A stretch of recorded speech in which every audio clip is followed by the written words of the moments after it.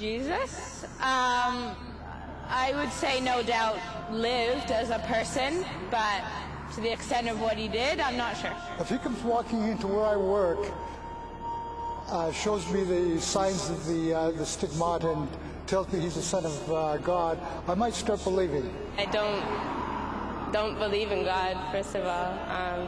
Maybe because I grew up in like an age of science. I have a lot of different thoughts and theories on Jesus, but I don't think coming back from the dead is really possible.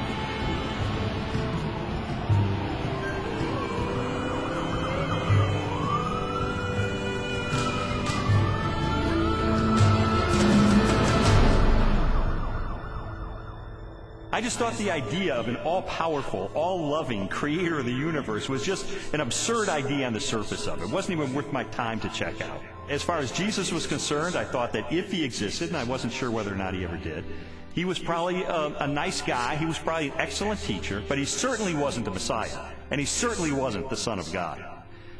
Now, my wife was more in spiritual neutral. She was more of an agnostic, whereas I was more antagonistic toward Christians.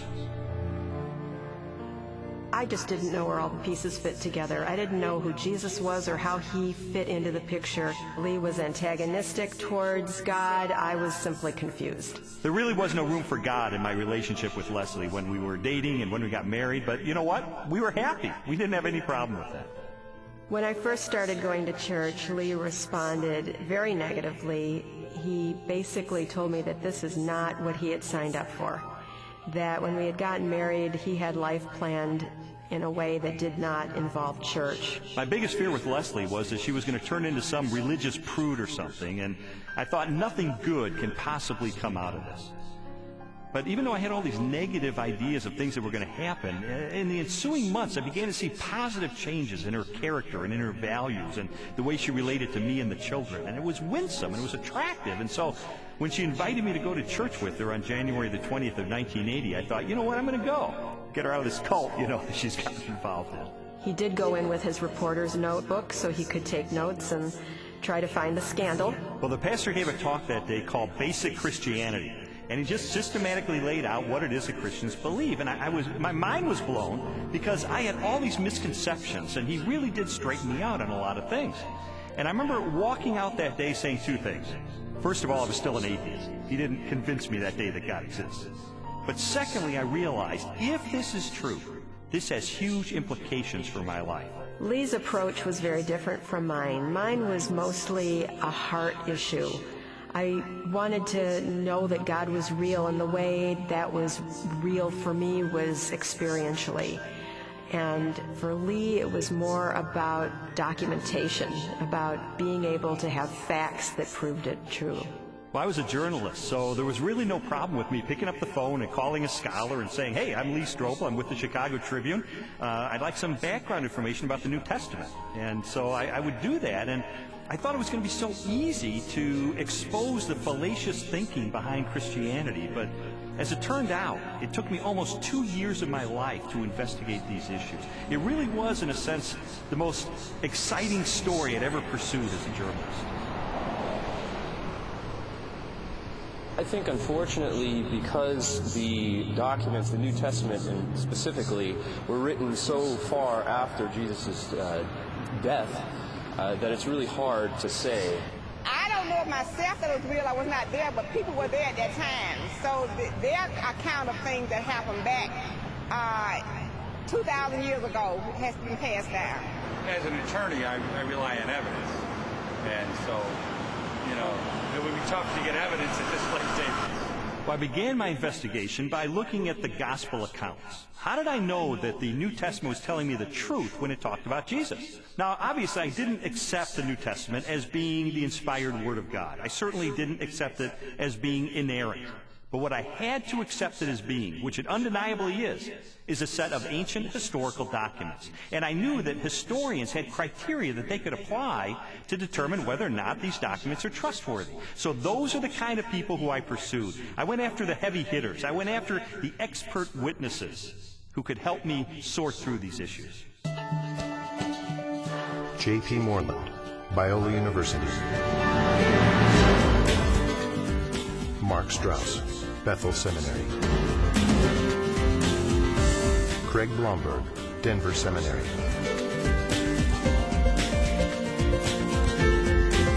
Craig Evans, Acadia Divinity College. N.T. Wright, Bishop of Durham, United Kingdom. Over the last 250 years, it's been common coin in Western culture that, oh, you can't believe what's said in the Gospels. You know, it's even made into musicals. The things that you're liable to read in the Bible, they ain't necessarily so. And that skepticism has wormed its way into much modern culture, and indeed into many Christian circles, many church circles, where they'll say, well, Matthew probably made this bit up, or Luke just added this bit on the end of the parable, or whatever it is.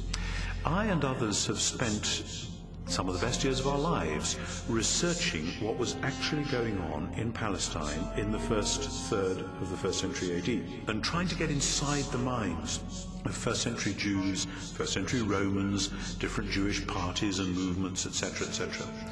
And the more that I have tried to do that, the more I've found that what you find in Matthew, Mark, Luke, and John comes up in 3 dimensions and says, my goodness, this actually belongs. It makes sense. It fits. It gives us very vivid portraits of who these people were and what they were doing. The New Testament Gospels are biographies of Jesus.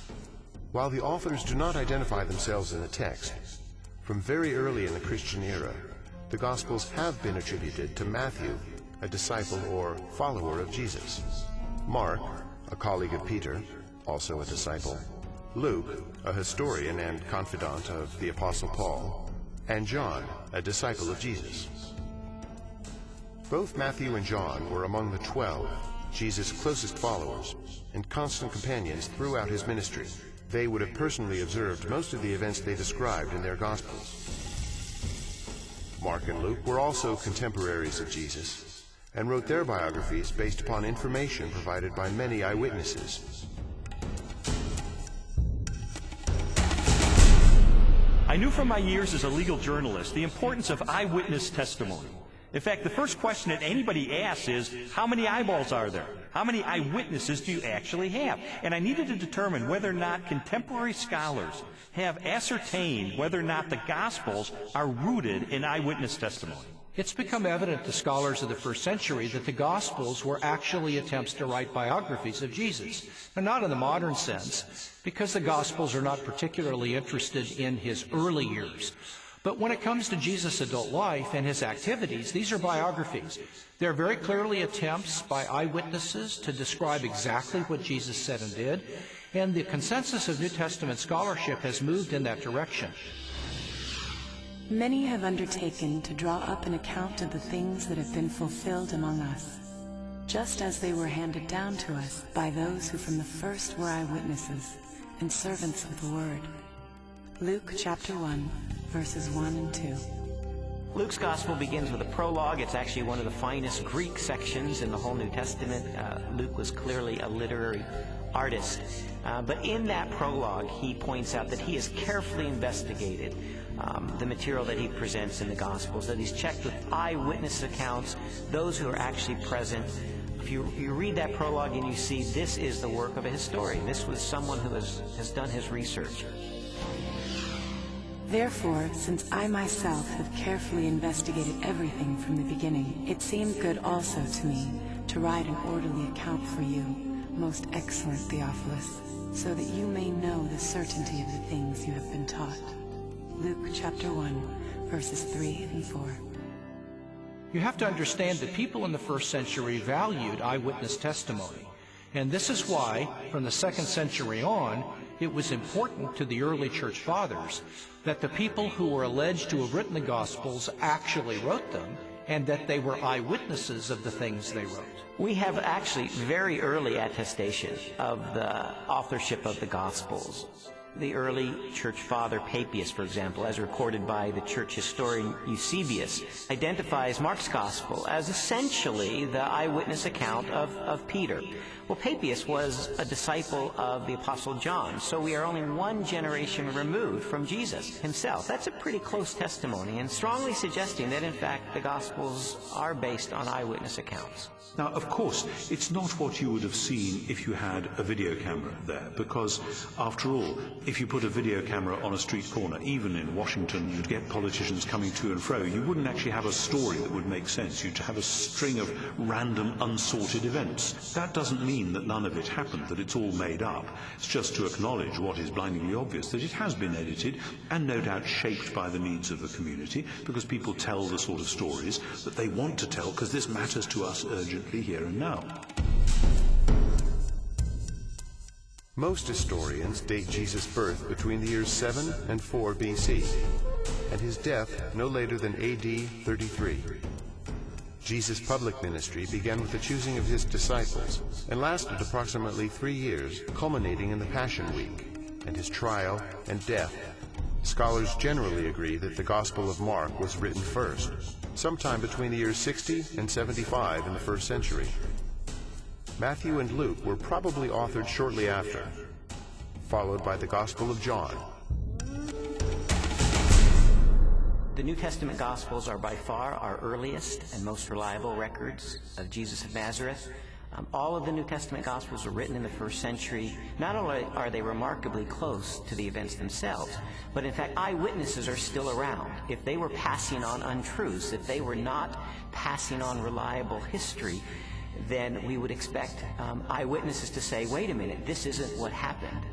But eyewitnesses are around. Eyewitnesses could confirm what they said. All of the gospel writers either were eyewitnesses or interviewed eyewitnesses to gain the information that they gained about Jesus Christ. As I scrutinized the gospel accounts even further, I realized that it was important to find out not just whether or not the information was rooted in direct and indirect eyewitness testimony, but I needed to know, was this information reliably preserved during the time period before it was finally written down?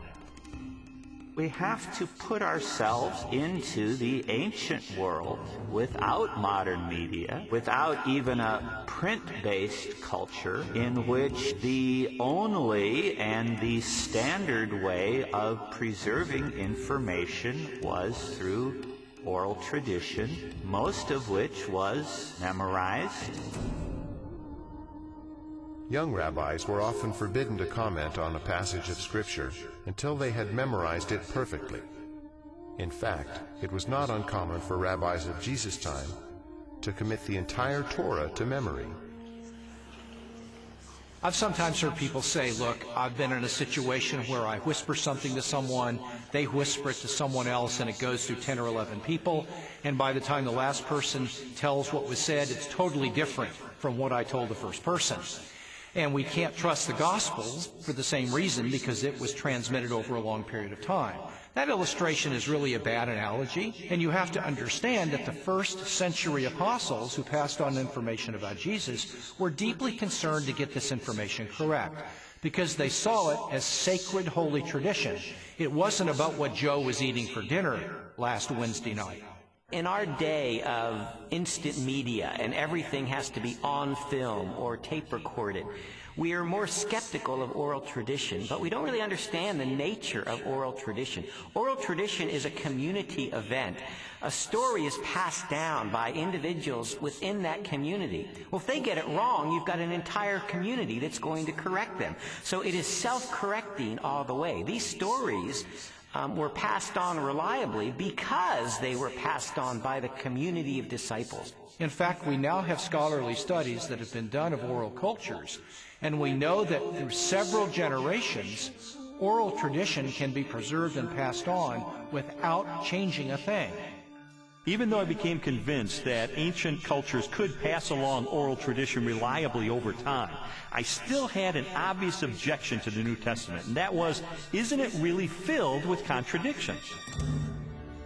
One of the issues people often raise is the question of apparent contradictions between the Synoptic Gospels, where there's a parallel story. For example, Matthew tells the story of 2 blind men being healed, whereas in Mark's account there's only 1 blind man. How can we get this contradiction? The vast majority of these apparent contradictions, however, are quite easily resolved.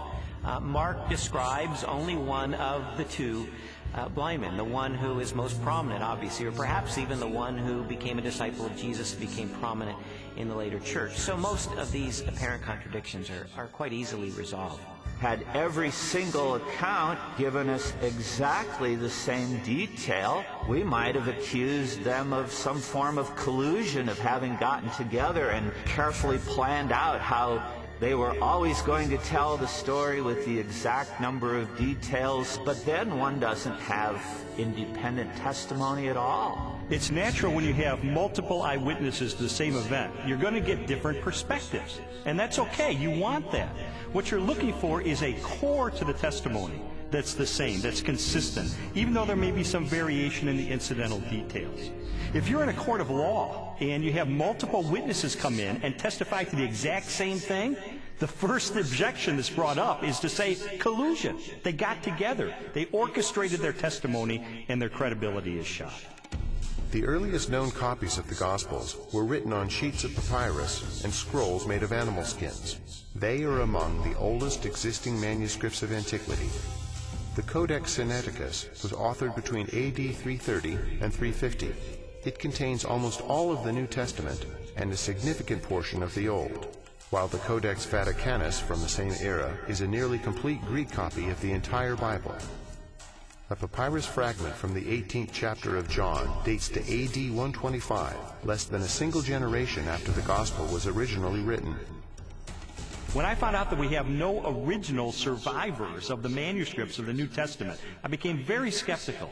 Because if all we have are copies of copies of copies of copies of copies, then how do we know that what we possess today bears any resemblance to what the original says? We have better manuscript attestation for the New Testament than any other ancient document.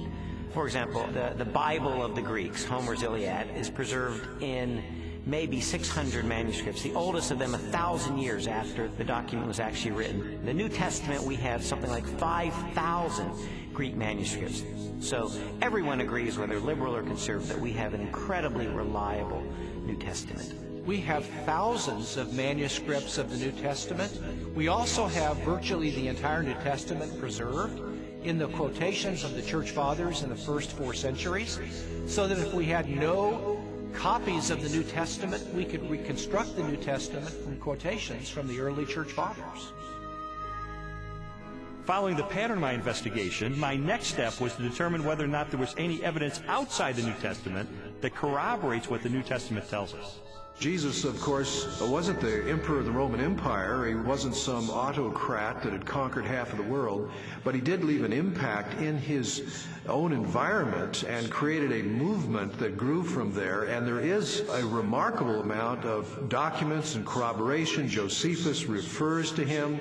The Roman historian Tacitus refers to him. Suetonius, the political writer, refers to him. Critics refer to him. And so it's like a stone thrown into a pond. The ripples go out and everywhere are felt. It's a very impressive record taken as a whole. In AD 93, the Jewish historian Josephus published his work, Antiquities of the Jews. Scholars generally agree that the following text accurately records Josephus' record of Jesus. Now there was about this time Jesus, a wise man, for he was a doer of wonderful works, a teacher of such men as received the truth with pleasure. He drew over to him both many of the Jews and many of the Gentiles. When Pilate, at the suggestion of the principal men amongst us, had condemned him to the cross, those that loved him first did not forsake him, and the tribe of Christians, so named for him, are not extinct to this day.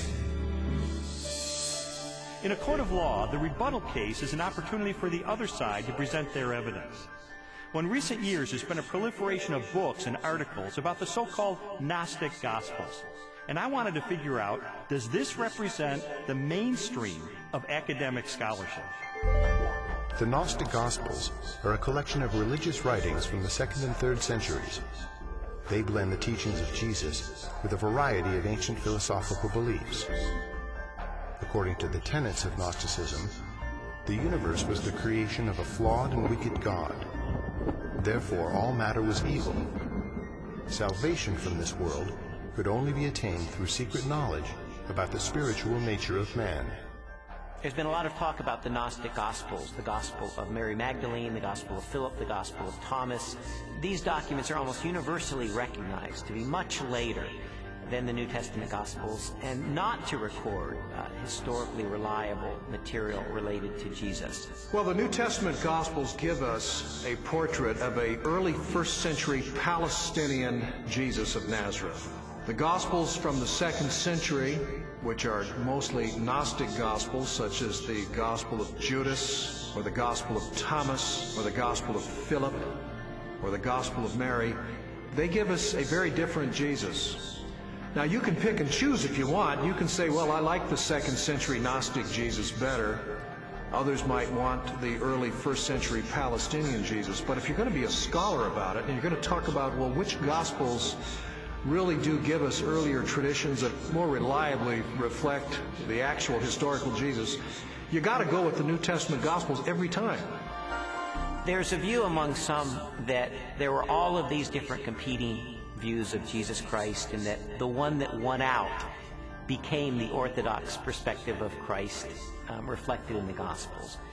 All the evidence runs contrary to that. Jesus was a 1st century Jewish teacher who revealed and demonstrated himself to be the Messiah. That's the presentation we get in Matthew, Mark, Luke, and John, the New Testament Gospels. These later Gospels, these Gnostic Gospels, present a very different Jesus, almost a Greek philosopher, an esoteric Gnostic Jesus that's clearly not the authentic historical Jesus. What I've come to discover is that the Gospels in the New Testament, Matthew, Mark, Luke, and John, are our best sources for Jesus. And I've also found that they are reliable, and that from these sources we can form a picture that I believe is very accurate, that tells us about Jesus, what he taught, how he was perceived by his contemporaries, and what his life was really all about. Everything from Jesus' parables, to his healings, to his controversies, to his warnings, and all of that, the reason they were telling this stuff is that not just it was good advice for them in their own day, but that it actually mattered, that it actually happened. And if it hadn't happened, you're into a totally different worldview, a worldview which is about ideas, which is about self-realization, hugely popular in our culture just now, discovering who I really am. For goodness sake, Jesus didn't come to help me discover who I really am. He came to tell me who he knew I really was and to do something about it. And that's much better news. After a while, as the evidence would accumulate more and more, it was like there were these scales, and they began to tip increasingly. And I began to go from a hard-hearted, cynical atheist to someone who was still skeptical, but who was more open-minded, maybe more of a spiritual seeker, someone who was willing to follow the evidence wherever it took me.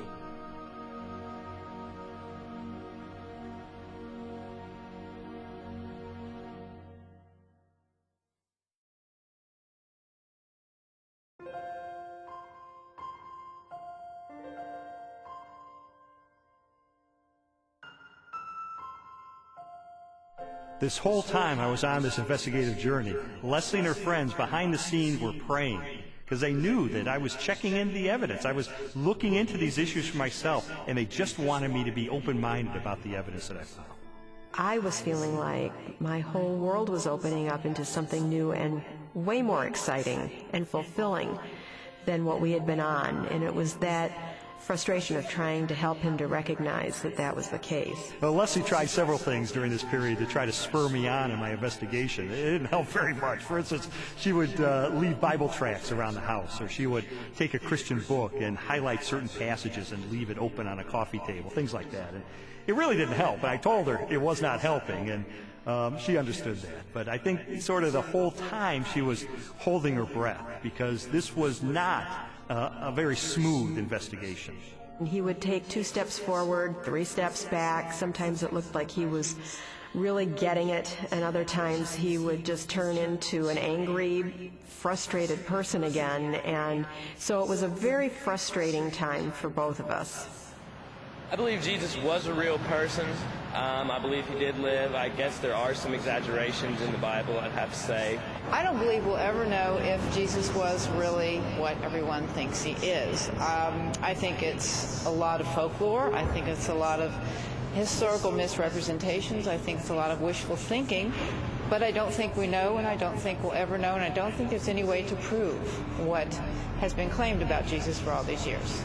The biographies of Jesus in the New Testament gave me a lot of information about him. But Christians were saying that he is the Son of God. That's a huge step to take to believe that.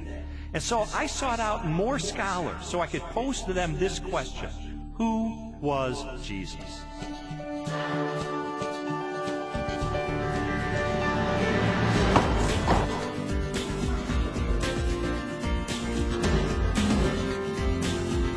Michael Rydelnik, Moody Bible Institute.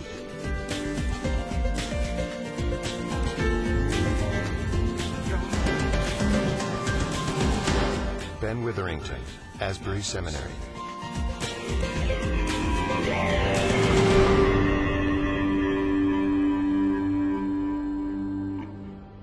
Now, this is one of the things I love about Jesus, and it says something to us. His identity is complex. He can't be pigeonholed. He fits no one formula. There's a lot of aspects to who he is. But always, he presents himself as a challenge to the status quo, to preconditioned thinking about what Son of God, what Messiah must be. He's carving out his own niche. He's doing his own thing like a great and creative artist. He is not simply replicating anything from the past. He is taking bits and pieces of prophecies and ideas and wisdom literature and law and you name it, and he's made a whole new gumbo.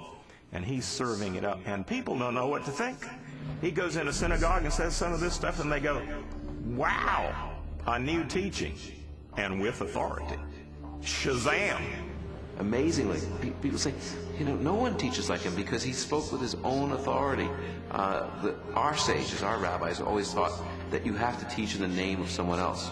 Rabbi so-and-so says in the name of Rabbi so-and-so. That's the way rabbis were taught to teach. Yeshua came and said, you heard it said, but not what my rabbi taught me, but I say unto you. And he would clarify, even overrule in some ways, the Old Testament law.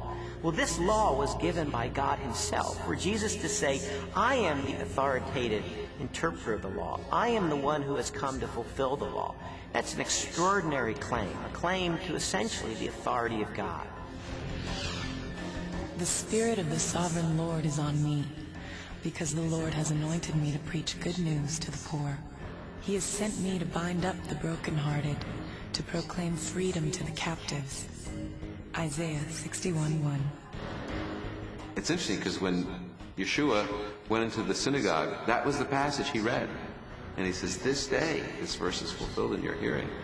And basically he's saying, I'm the servant that's described here. I'm the one who fulfills this. Philip comes to Jesus and asks him to show us the Father, and Jesus says, the one who has seen me has seen the Father. Jesus clearly presents himself as the self-revelation of God. Those who meet Jesus are, in fact, meeting God. When Jesus is brought before Caiaphas, the high priest, and some of the Sanhedrin members that have gathered the evening that Jesus is arrested, they're trying to find incriminating evidence, they're trying to find incriminating testimony, and they're not doing real well. And finally, the high priest asked Jesus directly, tell us plainly, are you the Messiah, the Son of God? And Jesus says, I am. And you will see the Son of Man seated at the right hand, coming with the clouds of heaven. And there Jesus has combined phrases from Daniel 7 and Psalm 110. Jesus sees himself as this heavenly figure. More than 80 times in the New Testament Gospels, Jesus is identified as the Son of Man. While the human connotations of the phrase are obvious, a broader interpretation is found in an Old Testament scripture written by the Jewish prophet Daniel. In my vision at night I looked, and there before me was one like a son of man, coming with the clouds of heaven. He approached the Ancient of Days and was led into his presence. Daniel 7:13. Many Christians and non-Christians hear the phrase Son of Man. They think Son of God refers to his deity and Son of Man refers to his humanity. That's in part true, but in fact Son of Man has a much greater significance than that as well. The title Son of Man, Jesus draws that title from Daniel chapter 7, where a glorious messianic figure comes before the Ancient of Days, a reference to God, and he is given all glory and power and majesty. That portrait of this glorious Messiah is the one that Jesus identifies himself with. He is the Son of Man. So Son of Man doesn't just mean a human being. His dominion is an everlasting dominion that will not pass away, and his kingdom is one that will never be destroyed. Daniel 7:14. Actually, the phrase Son of Man refers to his humanness and his more than humanness. Because no human being can rule forever unless he's a forever person in some kind of way. In addition to the claims that Jesus makes about himself in the New Testament, there are also reports that he performed the miraculous, that he walked on water and healed the sick and turned water into wine and raised the dead and did exorcisms. And so I had to know, is there evidence that these miracles are a result of his divine nature? Jesus' contemporaries, that is, people who liked him, people who were indifferent, neutral, and people who opposed him, all acknowledged he did extraordinary things. Now, of course, the people who liked Jesus and believed in him and followed him said Jesus did these powerful works because of the Spirit of God. People who opposed him would say, well, I admit he does these amazing things, but it's because the devil is helping him. The Talmud actually speaks of some of these things. In some of the passages that deal with Yeshua, it has him as a magician. Now, why do they describe him as a magician? It's not flattering. There's a historical recognition here that when Yeshua came, he did miracles, just as Isaiah 35 indicates in the Messianic age. When the Messiah comes, he'll be able to make the blind see and the lame walk. The New Testament Gospels record at least 40 separate miracles performed by Jesus during the course of his ministry. They include healings, exorcisms, mastery over nature, and even raising of the dead. Christian theology has always held that these miracles are part of a total picture that displays the attributes of God himself: unlimited power, total knowledge, ever-present, unchanging, eternal. There's no question that the biographies of Jesus describe him as a worker of mighty deeds. But I wanted to know, does this make him any different than the other miracle workers and magicians of the ancient world? Miracle workers that we find occasionally in the first century are magicians. They use incantations, they use spells, they try to coerce gods or divine figures to work on their behalf. That's very different than Jesus' miracles. Jesus' miracles were to demonstrate the power of the kingdom of God. When he healed the sick, he pointed back to Isaiah's prophecies that when God's kingdom would come, when God's salvation would come, the lame would walk, the blind would see. This was the demonstration that God's kingdom was arriving. He's an exorcist. You don't find any of those in the Old Testament. People were not looking for messianic exorcists. He carves out his own niche. He reveals his identity in his own way. It becomes clear that he is somebody who can take on the powers of darkness himself and win. What kind of person is that? And he doesn't have to use recipes and formulas like other ancient exorcists. He can just call the demon by name and that boy's out of there. One of the most astonishing things that Jesus did was when he claimed to forgive sins. In Mark's Gospel, chapter 2, a man is brought to him, paralyzed man, and the crowds around him are expecting Jesus to heal him. But instead, the first thing Jesus said is, your sins are forgiven. Only God forgives sins. Now, some might say, well, Jesus may have been forgiving sins on behalf of God. But in fact, that's not the way his listeners understood him, because immediately the religious leaders responded to that. Who is this that forgives sins? Only God forgives sins, they claim. But Jesus claims the ability to forgive sins. And that to confirm that he has that authority, he then heals the man. And so a very obvious question arises. That is Jesus the Messiah, the Christ, the Anointed One? The one sent by God to be the Savior of Israel and the world. Christians told me that there are dozens and dozens of ancient prophecies contained in the Old Testament of the Bible, and that they predict the coming of this Messiah, and that Jesus, against all mathematical odds, fulfilled those prophecies. And I thought, this is a little bit like the fingerprint evidence you see in a court of law. I remember covering one particular case where the murderer went through the purse of the victim, and he left one thumbprint on the cellophane wrapper of a package of cigarettes. And it was that thumbprint that led to his conviction for murder. And I thought, in an analogous way, could it be that these ancient prophecies are sort of like that thumbprint on the cellophane? Do they create a thumbprint that only Jesus Christ in all of history manages to match?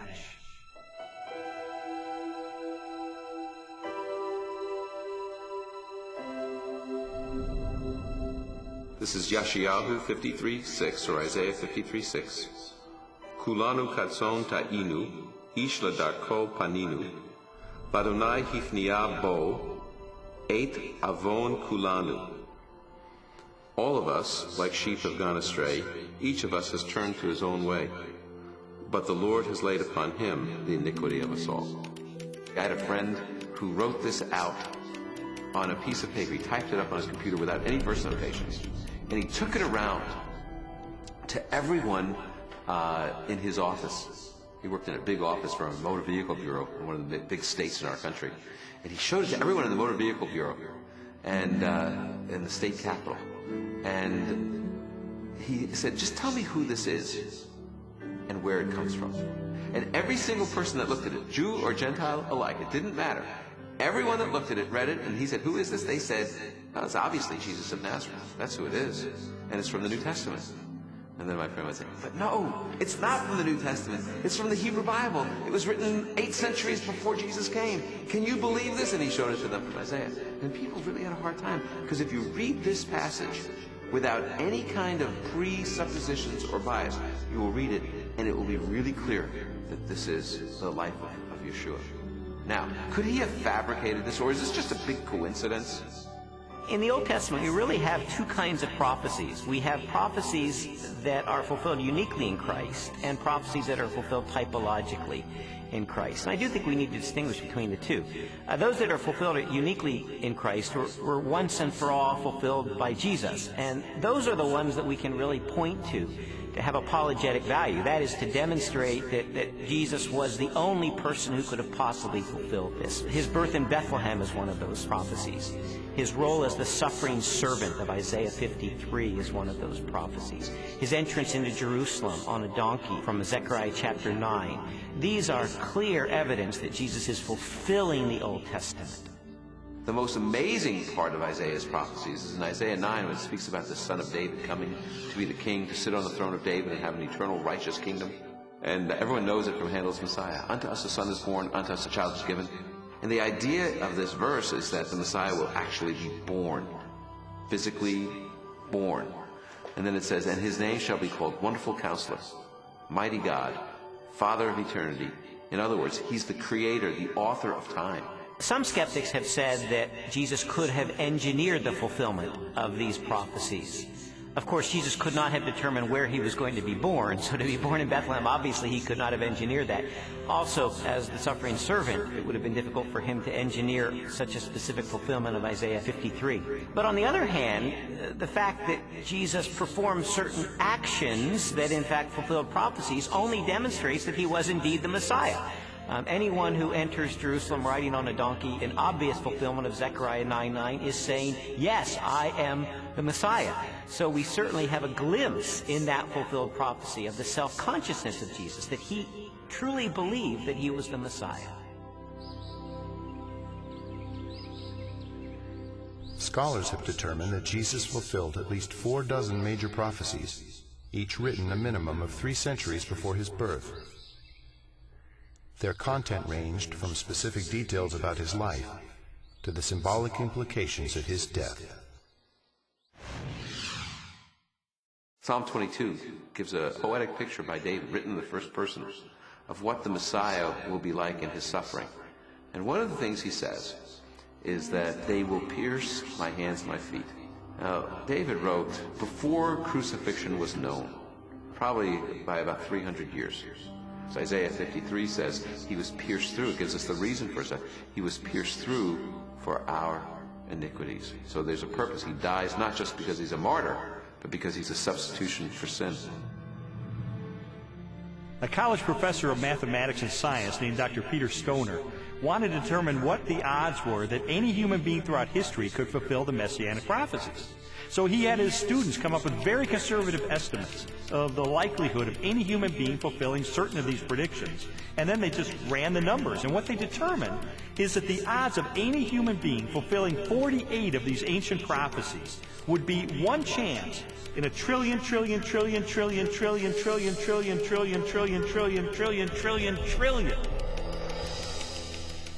It is mathematically virtually impossible. To me, just as significant as all of those unique prophecies that were fulfilled in Christ is the complete drama of the Old Testament. The fact that the Old Testament is the story, the narrative of God's redemptive movement, his movement to deliver and save humanity. And Jesus is the climax of that movement. He is the climax of salvation history, the one who brings it off to fulfillment. You read the Old Testament, it's building. Jesus arrives on the scene, and he is the fulfillment. And he recognizes himself clearly as the climax of God's plan of salvation for all humanity. This whole case was sort of like one of those jigsaw puzzles where you don't know what the ultimate picture is going to be. You just put together the pieces, and as I was putting together all of the evidence, it started to take shape, and I sort of stepped back, and I could see that it was a portrait of Jesus Christ.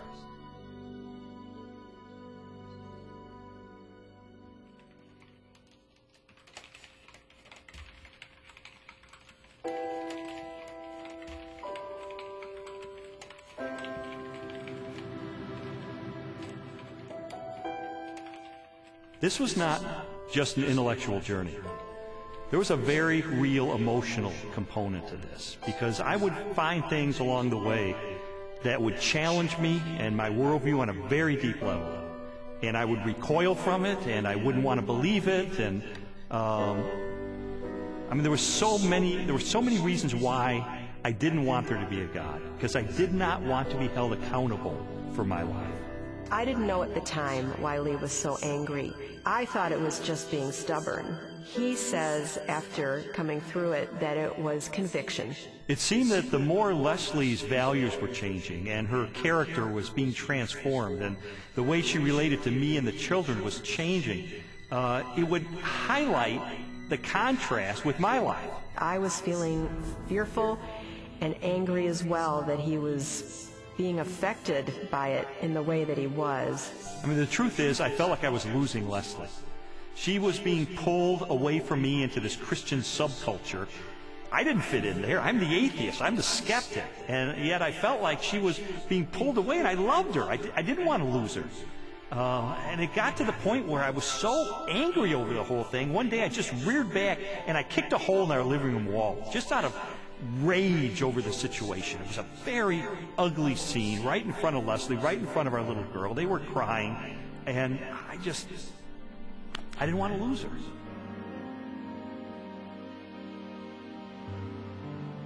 Jesus' body was never found, and so and they predicted it. He talked about it, and it was predicted, and it happened. It's this easy. It's as simple as that. We just tend to complicate it, man.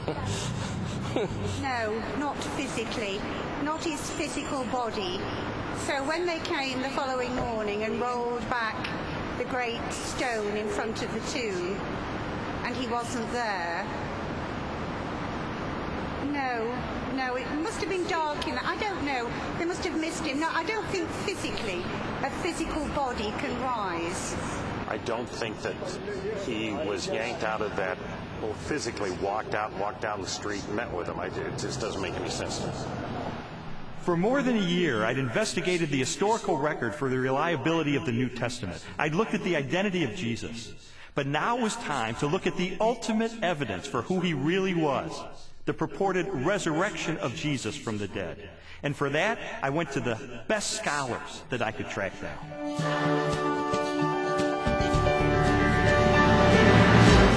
William Lane Craig, Biola University. Gary Habermas, Liberty University.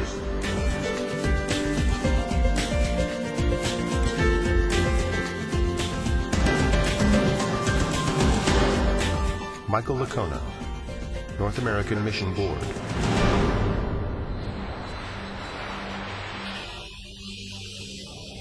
You see, while Jesus was on earth, he made some really radical claims. He claimed to be the uniquely divine servant of God, and he claimed that the only way that we could get to God would be through him.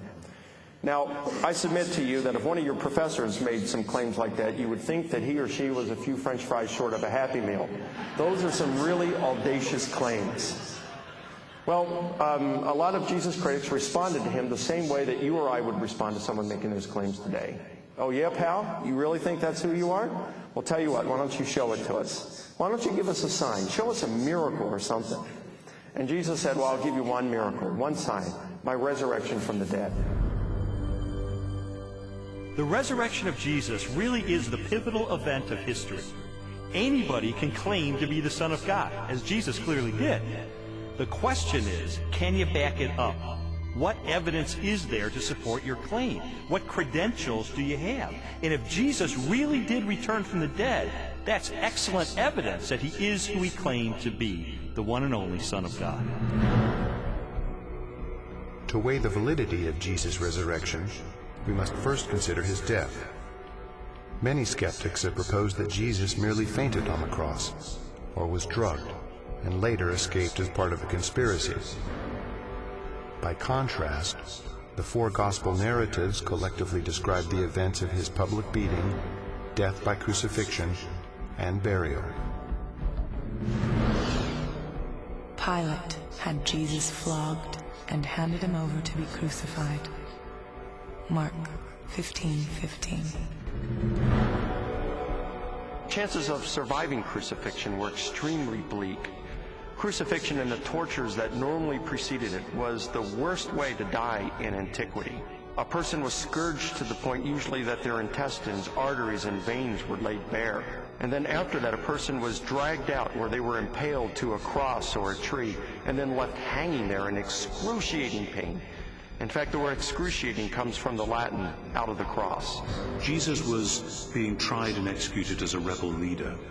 Now, in the Roman army, if you were responsible for looking after one prisoner of war, even if he was a rather insignificant prisoner of war, if you let him get away, your life would be forfeit in place of his, and life was very cheap.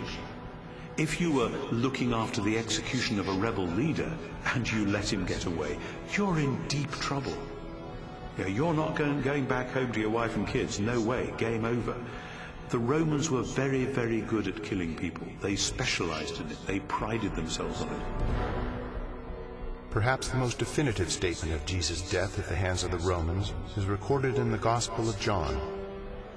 One of the soldiers pierced Jesus' side with a spear, bringing a sudden flow of blood and water. John 19:34. Medical experts have concluded that this account from John, an eyewitness of the crucifixion, is evidence that as he suffocated on the cross, Jesus' heart had ruptured. There came a rich man from Arimathea named Joseph. Joseph took the body, wrapped it in a clean linen cloth, and placed it in his own new tomb that he had cut out of the rock. Matthew 27:57-60. All four Gospels tell us that Jesus was buried in the tomb of Joseph of Arimathea. That's a remarkable statement, and certainly a historical statement. The evidence for that is, first of all, Joseph of Arimathea is identified as a member of the council, the Sanhedrin, that condemned Jesus. The presence of Joseph of Arimathea in the empty tomb narrative indicates that this is a historically reliable account of what really happened. His name would have been known to people in those days very much like a United States senator would be known today. It would have been very clear where his tomb was, so that there would have been no question about the location of Jesus' burial. It also, I think, indicates that the burial account of Jesus could not have been made up. It is highly unusual to find that the person who alone has the courage to go to Pilate and give Jesus an honorable burial is not members of his family, faithful disciples who followed him to the end. Instead, it is a member of the Jewish Sanhedrin, the very high court, all of whom, Mark says, had condemned Jesus of Nazareth to the cross. The fact that it is Joseph of Arimathea who is the person responsible for giving Jesus an honorable burial is an awkward and embarrassing fact for the early church, and yet this tradition is faithfully preserved in almost all of the traditions that we have about the burial of Jesus.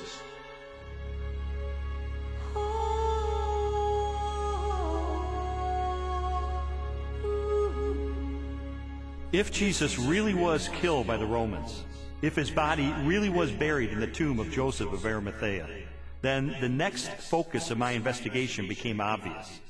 On the first Sunday after the crucifixion, was the tomb of Jesus Christ really empty? On the first day of the week, very early in the morning, the women took the spices they had prepared and went to the tomb. Luke 24:1. The empty tomb story also has a very embarrassing feature of it that is preserved in the memory of the early church, namely the discovery of the empty tomb by women. Now, in order to appreciate this, you have to understand something of the status of women in Palestinian Jewish society. In that society, which was a patriarchal society, women were frankly second-class citizens. If you were going to invent an account about an empty tomb, then why on earth would you invent witnesses, primary witnesses, whom no one would believe? In fact, they would scoff at that later on. Supposing you were inventing the story of the resurrection of Jesus, many people have said, oh, this was all just dreamed up later on. Well, how would you have done that? The one thing you wouldn't have done would have been to have not only a woman, but a woman who's got, nobody quite knows what, but a fairly shady past, as your prime witness. And yet there she is, Mary Magdalene, in Matthew, Mark, Luke, and particularly in John. And already by the middle of the 2nd century, the pagans are sneering, this is just based on the testimony of hysterical women, you can't believe that. But the early Christians stuck to their story, they stuck to their guns, they stuck to the women. They said, this is how it was. Now, they just would never have made that up. And that actually has enormous ramifications. If this is how the story was, and they didn't change it to airbrush Mary out, then this really must have been what happened on that first Easter day. The chief priests devised a plan. They gave the soldiers a large sum of money, telling them, "You are to say, his disciples came during the night and stole him away while we were asleep." Matthew 28:12 and 13. Matthew reports that the Jewish authorities were claiming that the disciples of Jesus had stolen his corpse. And this is verified by Justin and Tertullian a little bit later on, saying that the Jewish leaders were still saying the same thing in their day. Now here's the question. If the body is still in the tomb, why are you saying that the disciples had stolen it? Well, if you think about that, the claim that the body was stolen confirms that Jesus' enemies acknowledged that the tomb was empty. If you've got a stolen body, you must have an empty tomb. If the tomb was not empty, Jesus' opponents would surely have gone and got the body and shown it as soon as the disciples began proclaiming the resurrection.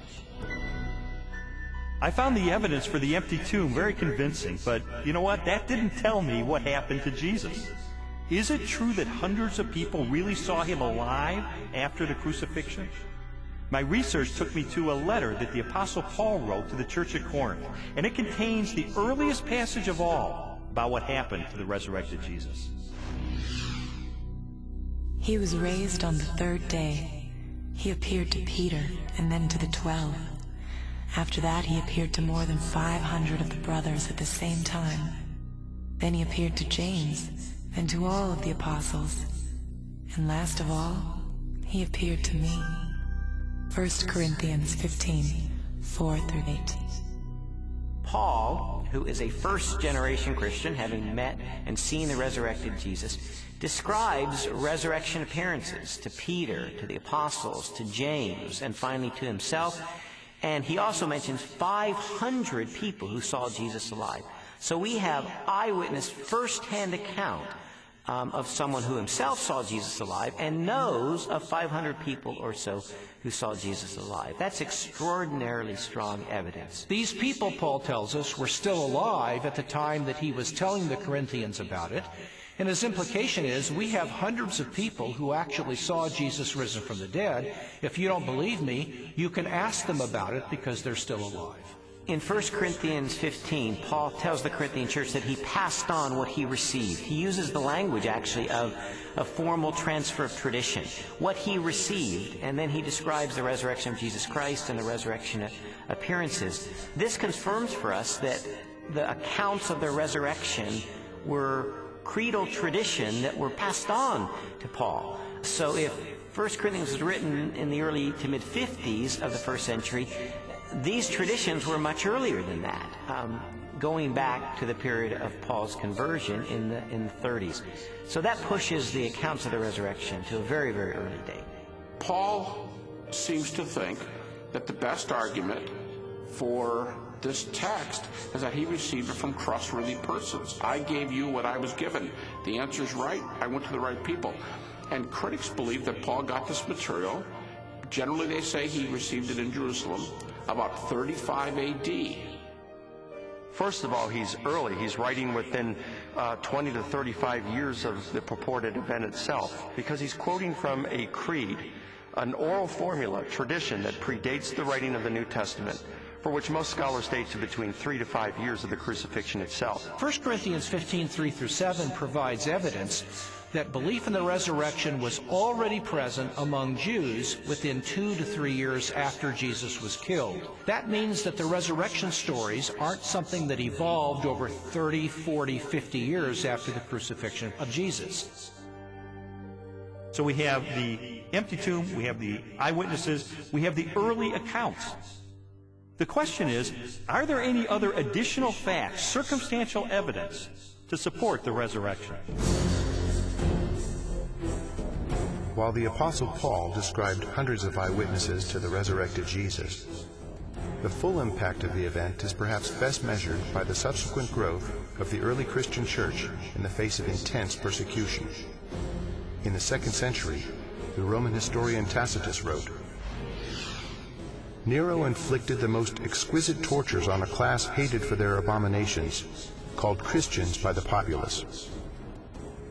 Christus, from whom the name had its origin, suffered the extreme penalty at the hands of one of our procurators, Pontius Pilate, and a most mischievous superstition, thus checked for the moment, again broke out not only in Judea, but even in Rome."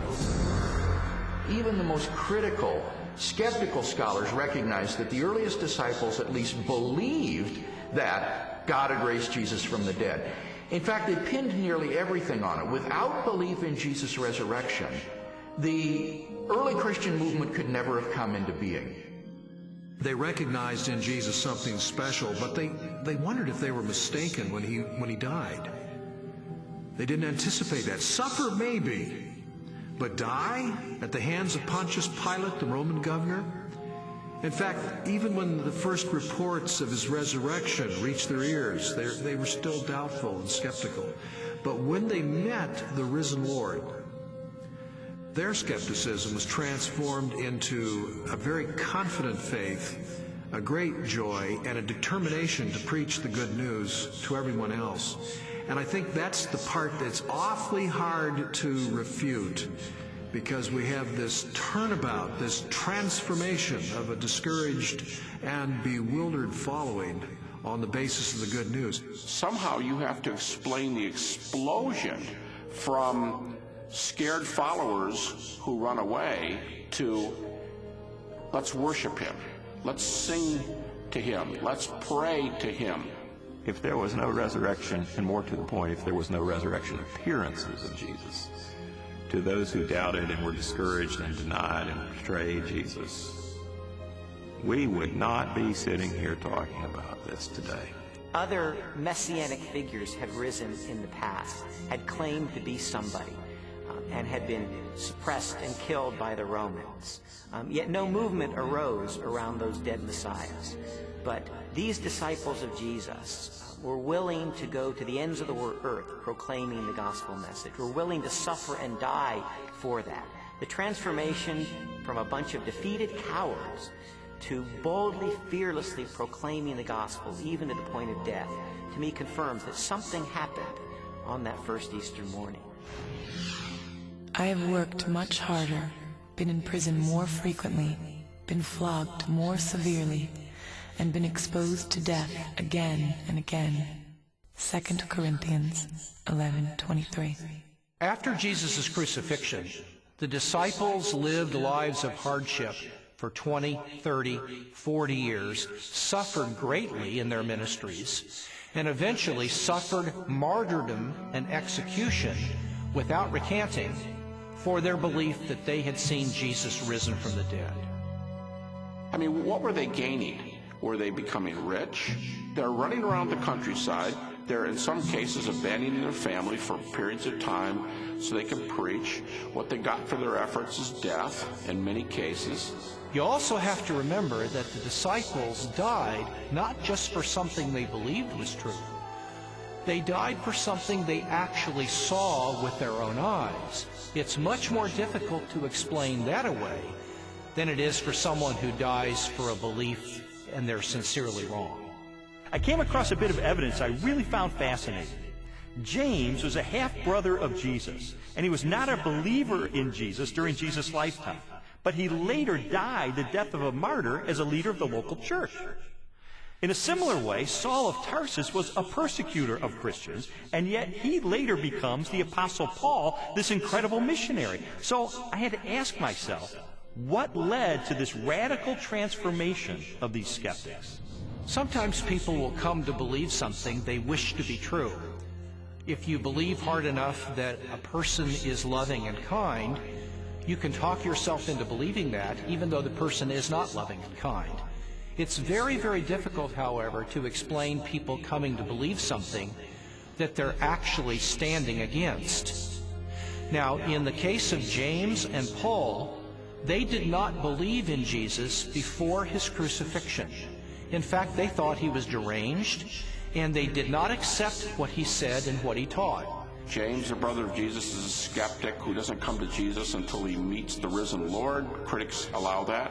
Paul's a persecutor till he meets the risen Jesus. That's not the kind of testimony of someone who all gets together and say, hey, let's just cook this thing up.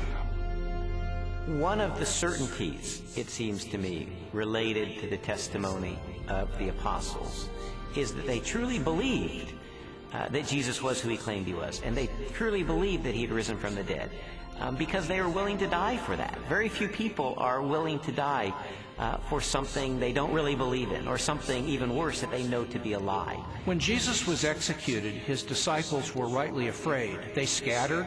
They were fearful for their own life.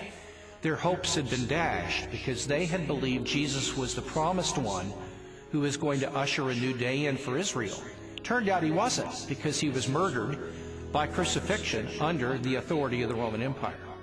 And yet, shortly thereafter, we find them taking a stand in Jerusalem, proclaiming that Jesus was the Messiah, the very Son of God.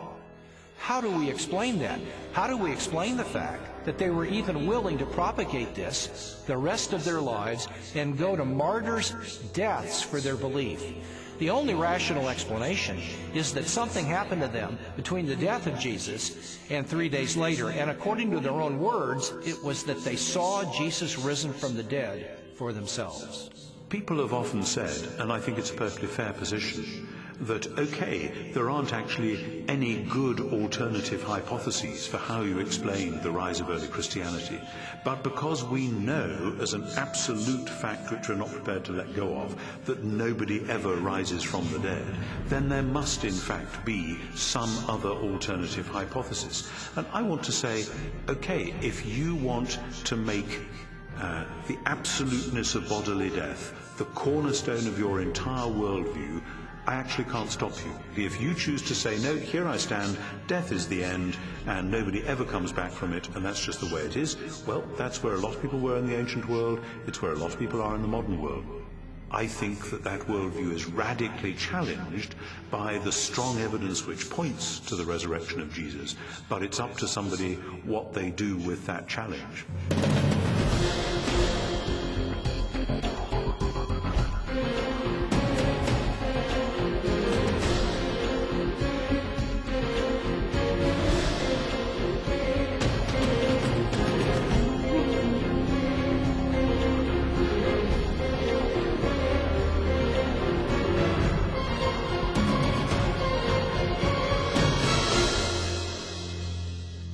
The evidence accumulated over time until November the 8th of 1981, which is sort of when I reached a critical mass. I remember going alone in my room, and I took a yellow legal pad and put a line down the middle, and on one side I started to list all of the evidence I had encountered for Jesus Christ being the Son of God, and on the other side all the negative evidence against that. And I wrote page after page, and finally I put my pen down and I said, wait a minute.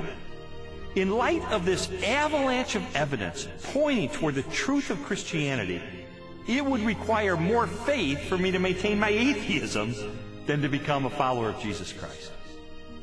And so that's the moment that I decided, consistent with the evidence, the most logical, the most rational step I could take was a step of faith in the same direction the evidence was pointing, and put my trust in Jesus. And after I did that, I thought, maybe Leslie would like to hear about this.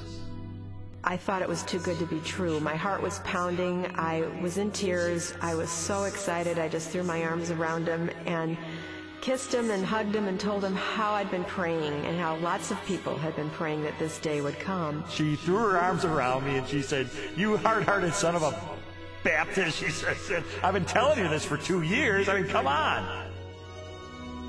And that began a transformational process for me, where over time my philosophy and my attitudes, relationships, parenting, worldview, all of that began to change over time for good, really for good.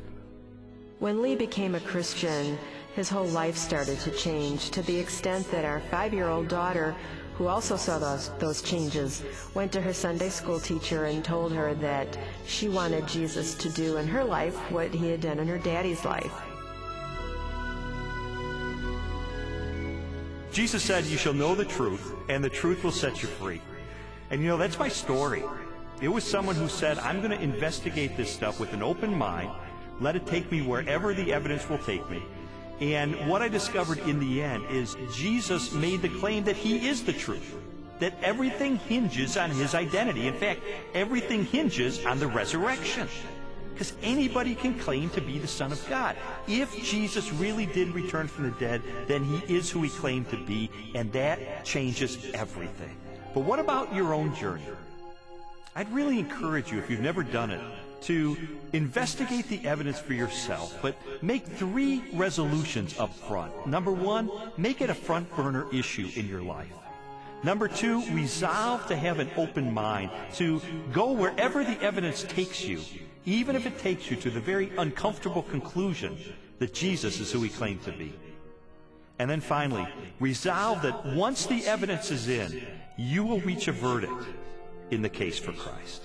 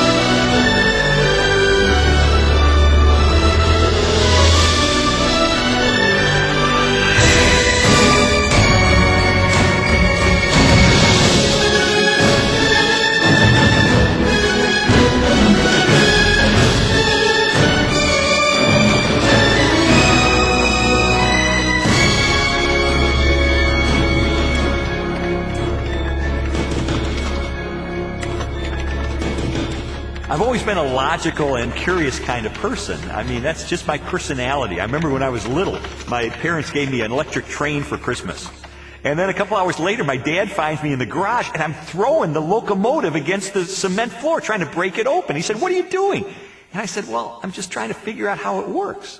I mean, my parents, because of all the why questions I would ask, finally went out and said, "Here," and they bought me an encyclopedia and said, "Look, the answers are in there. Go look for them. Go find them yourself." I mean, that's just the way I was. And so I guess it's natural that I would become a journalist. Because journalists are looking for facts, they're looking for evidence, they're looking for data, they're looking for something that they can publish in the paper and have confidence it is true. Lee Strobel earned a Master of Studies in Law degree from Yale Law School and is the former legal editor of the Chicago Tribune. He is the best-selling author of several books that explore the evidence for the Christian faith. I guess given my curiosity, it's not surprising that when I was in high school, science was my favorite topic. Because there, the teachers actually encouraged me to, like, cut open frogs and find out how things work, which I thought was great. When I was a teenager, I had this deep trust in science, and I think part of it was prompted by the fact that I grew up in post-Sputnik America, where Eisenhower encouraged all young people to delve into science so we could catch up with the Russians. So to me, science sort of represented the empirical, the hard facts, the things that could be proven experimentally, and that was sort of the way in which I looked at life. I thought people who had faith, people who believed in supernatural things like God, I saw that as a sign of weakness because, do you have any data to back that up? In the autumn of 1966, Strobel's interest in science led to a life-changing decision. I can take you back to the exact spot where I was sitting. It was in the third floor, overlooking the asphalt parking lot. I was in the second row, the third chair from the front, when my biology teacher recounted in great detail this experiment that had been conducted in the early 1950s at the University of Chicago. This experiment that impressed Strobel so deeply was one of the most famous in the history of science. In 1953, Stanley Miller, a graduate chemistry student, tried to demonstrate how life first emerged on Earth. Miller attempted to reproduce the Earth's early atmosphere. He pumped hydrogen, methane, ammonia, and a small amount of water vapor into a maze of glassware. Then sparked the gases with electrical discharges to simulate lightning. After 5 days, he discovered what he had hoped for: a few simple amino acids, the basic building blocks of living organisms, had collected in the dark residue at the bottom of the glass. Many hailed Miller's experiment as proof that essential components of life could have formed in the oceans of the Earth billions of years ago. The philosophical implications of Miller's experiment were instantly obvious to me. And for me, it was a eureka moment because I heard this and I thought, wait a minute. If you can show scientifically that life can emerge without any outside assistance, if life can emerge just from naturalistic circumstances, then God was out of a job. From there, the acceptance of Darwinian evolution, and full-blown atheism for that matter, was pretty easy. Because if living organisms could emerge by themselves out of this primordial soup without the assistance of any kind of a god or supernatural intervention, then they certainly could develop naturally over the eons into more and more complex creatures, just as Charles Darwin theorized in his book On the Origin of Species. As Strobel embraced Darwinism and its atheistic implications, he was surprised to discover that many Christians believed their faith was compatible with Darwinian evolution. There's no way you can harmonize neo-Darwinism with Christianity. I could never understand Christians who would say, well, I believe in God, and yet I believe in evolution as well. You see, Darwin's ideas about the development of life led to his theory that modern science now generally defines as an undirected process, completely devoid of any purpose or plan. Now, how could God direct an undirected process? How could God have purpose and a plan behind a system that has no plan and no purpose. It just does not make sense. Didn't make sense to me in 1966, and it doesn't make sense to me now. In 1972, Lee Strobel married Leslie Hurdler. 5 years later, Leslie, an agnostic, became a Christian. And I thought, this is divorce. This is going to be the end of our marriage. But all the negative things I expected to happen in her as a result of her newfound faith, they didn't happen. And instead, I saw positive changes in her values and her character and the way she related to me and the children. And I thought, wait a minute. She is attributing this to God.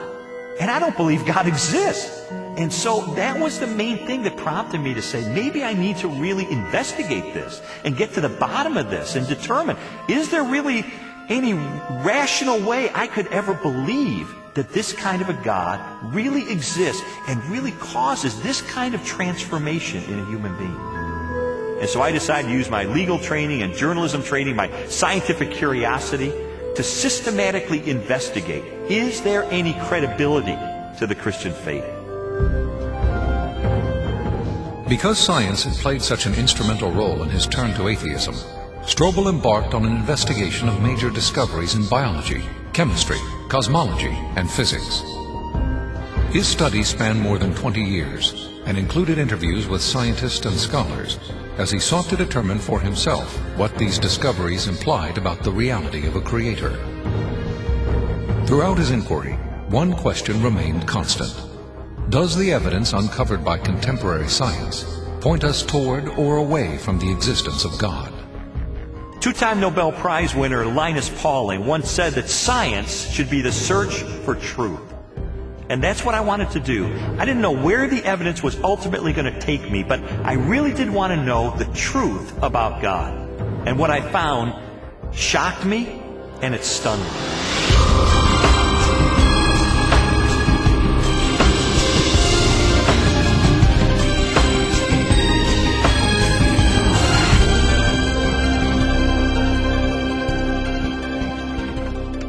Strobel's search began with an examination of evidence that challenged materialistic theories of life's origin. He discovered that this negative evidence contradicted the textbook explanations that had once convinced him the blind forces of evolution could account for the creation and diversity of life on Earth. A good example of negative evidence is the 1953 Origin of Life experiment by Stanley Miller, the one that helped lead me into atheism in the first place. As biologist Jonathan Wells explained to me, Miller's experiment has now been thoroughly discredited.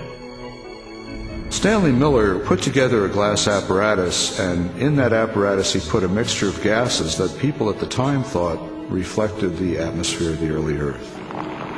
And those gases were methane, ammonia, hydrogen, and water vapor.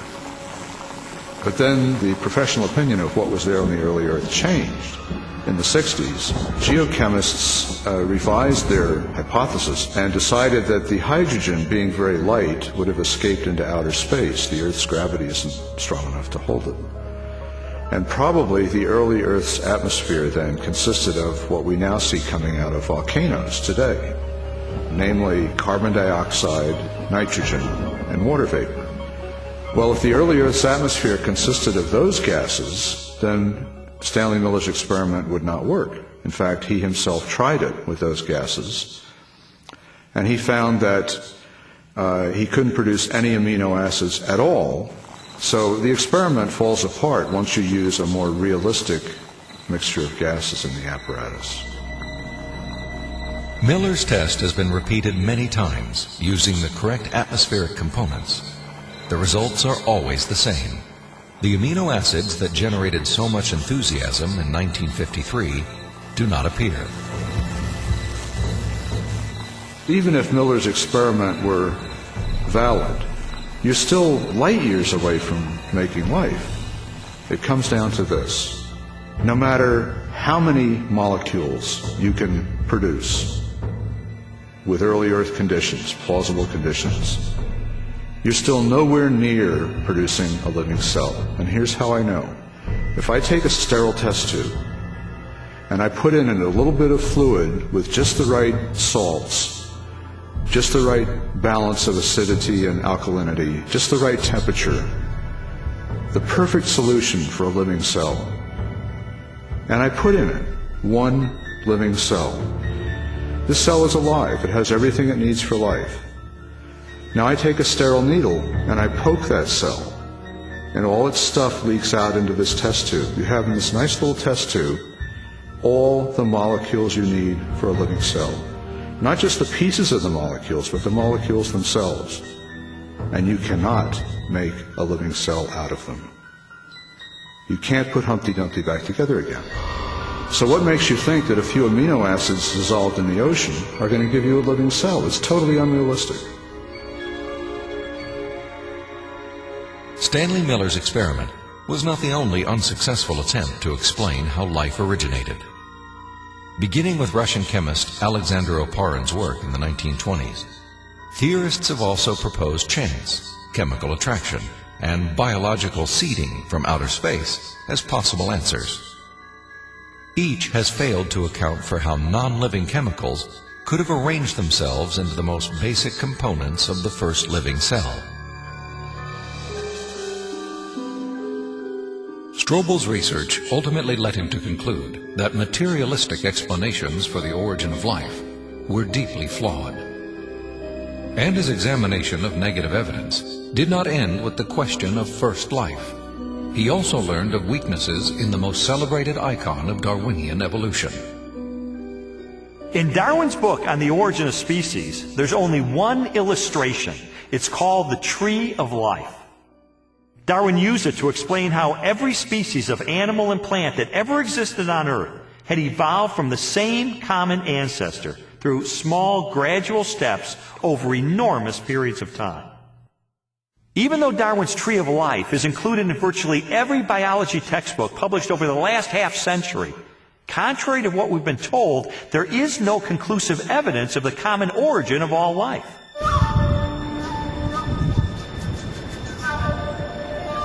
Perhaps the most damaging blow to Darwin's theory is the fossil record. If all living organisms have descended from the same primitive life form, then the rock strata of the Earth should be filled with the fossilized remains of animals that were once part of a great evolutionary chain. A chain of small biological modifications, ultimately leading to a spectacular diversity of life.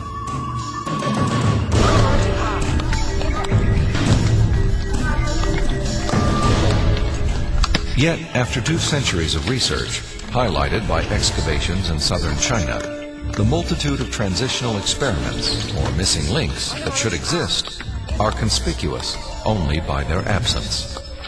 The most graphic example of this void in the fossil record is a geological era known as the Cambrian explosion. The branching tree pattern of Darwin's theory is actually not seen anywhere in the fossil record unless we impose it with our own minds. So the Cambrian explosion is the most dramatic refutation of the Tree of Life. The Cambrian explosion of life was a dramatic episode in geological history. Usually dated at about 530 million years ago, the exquisitely preserved Cambrian fossils reveal that the body plans for virtually every major animal phyla appeared, not gradually and slowly as Darwin had speculated, but instead with astonishing suddenness. If we imagine the whole history of life on Earth taking place in one 24-hour period, the current standard estimates for the origin of life put it at about 3.8 billion years ago, let's say 4 billion. So if we start the clock then, our 24-hour clock, 6 hours, nothing but these simple single-celled organisms appear, the same sort that we saw in the beginning. 12 hours, same thing. 18 hours, same thing. 3/4 of the day has passed, and all we have are these simple single-celled organisms.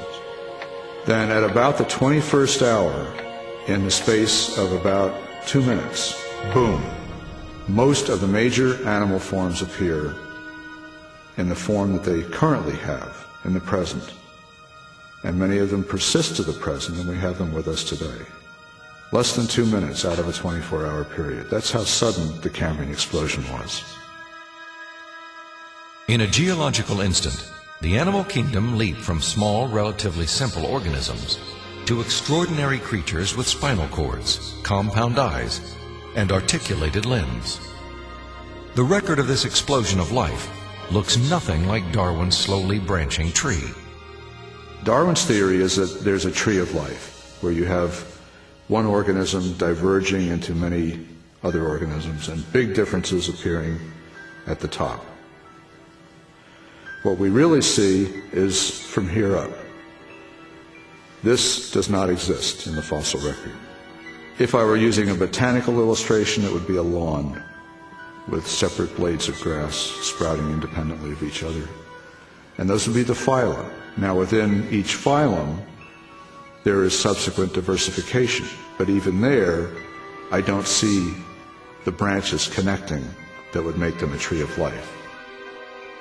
As scientists, it's not our job to force the evidence into a theory that just doesn't fit it. And so I have absolutely no desire or reason to uphold Darwin's theory at this point. I think what we're seeing today is a series of scientific discoveries that are opening the eyes of more and more scientists to say, wait a minute, I can no longer believe that pure naturalistic processes can account for the origin and diversity of life. There must be something else here. The challenges to Darwinian theory have led more than 600 scientists with PhDs from major universities throughout the world to sign a document titled A Scientific Descent from Darwinism. It reads in part, "We are skeptical of the claims for the ability of random mutation and natural selection to account for the complexity of life." These are scientists with PhDs from Stanford and Berkeley and University of Chicago and Cambridge, major universities, who've looked hard and fast at the evidence and walked away saying, I am not convinced. Maybe there's another explanation. Personally, the negative evidence forced me to conclude that Darwinism would require a blind leap of faith that I just had no good reason to make.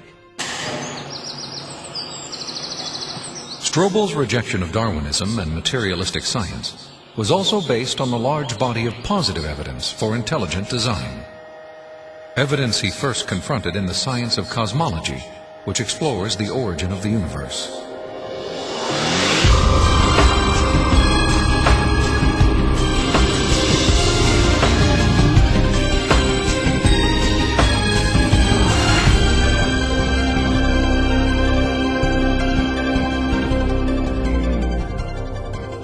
How did the universe begin?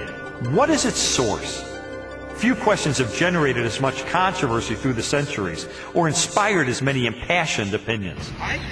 I interviewed William Lane Craig, a philosopher who has devoted much of his career to the study of cosmology and the question of origins. From ancient Greek materialism at the time of Plato and Aristotle up through 19th century idealism, the prevailing view was that the universe is eternal, that the universe never began to exist, that the universe as a whole is, as it were, a static, timeless entity. This belief in an eternal, unchanging universe, for centuries a pillar of Western cosmology, was unexpectedly challenged in 1915 by Albert Einstein's general theory of relativity. Einstein's equations implied a startling possibility. The cosmos was not static, but instead existed in a continual state of either contraction or expansion. Einstein did not like the idea that the universe was dynamic at all. In fact, like almost all scientists at the time in the early 20th century, he assumed the universe was static and eternal. What's interesting and ironic is that he thought he had made some kind of mistake in his equations for the general theory of relativity. But a few years after he developed the theory, a Belgian astronomer named Lemaitre developed a model based upon his equations, which again predicted that the universe was in a continual state of expansion. In 1929, theoretical predictions were confirmed with empirical data. At the Mount Wilson Observatory overlooking Los Angeles, astronomer Edwin Hubble studied light from distant galaxies. Hubble determined that galaxies beyond our Milky Way were moving away from us at a speed proportional to their distance from the Earth. The more distant the galaxy, the faster it is receding. Hubble's landmark discovery led most astronomers and physicists, including Albert Einstein, to a similar conclusion. If the universe is continually expanding, then at earlier points in its history, it must have been smaller and denser.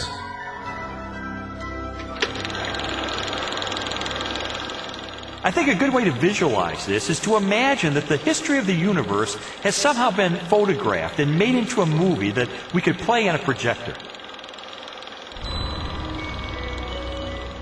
As the projector runs forward, we watch the universe as it continually expands. But if the projector were to be stopped and were switched into reverse to make the movie run backward, then instead of watching the galaxies move farther and farther apart from each other, we'd see them draw closer and closer together. As you trace this expansion back in time, the universe grows denser and denser and denser until finally the entire known universe is contracted down to a state of infinite density, which marked the beginning of the universe. At this point, which cosmologists call the singularity, all matter and energy, physical space and time themselves came into being. This literally represents the origin of the universe from nothing. So the startling implication of Hubble's discovery was the temporal finitude of the universe, that the universe had an absolute beginning at some point in the finite past. During the second half of the 20th century, other discoveries also pointed to a universe with a beginning. These images of the cosmic microwave background radiation document what most scientists now believe is the remnant heat generated during the universe's early history. Background radiation is found throughout the cosmos and indicates its expansion from a sudden, perhaps violent moment in time. This evidence for a finite universe has reaffirmed the conclusion of an ancient philosophical deduction. It is called the Kalam cosmological argument. The Kalam argument is deceptively simple in its formulation. It consists of basically three steps. Premise one is that whatever begins to exist has a cause. Something cannot come into being uncaused out of absolutely nothing. Premise two is that the universe began to exist. And the remarkable development that has occurred is that for the first time, we now have solid scientific evidence for the truth of that second premise, that the universe began to exist. And from those two premises, it follows logically, therefore, the universe has a cause of its existence. Whatever begins to exist has a cause. The universe began to exist, therefore the universe has a cause of its existence. And that points to a reality beyond the universe, a transcendent reality beyond space and time, and therefore non-physical and immaterial, which created the universe out of nothing and brought it into being. The implications of a finite universe, coupled with other discoveries of modern cosmology, have led many scientists to unmistakably theological conclusions.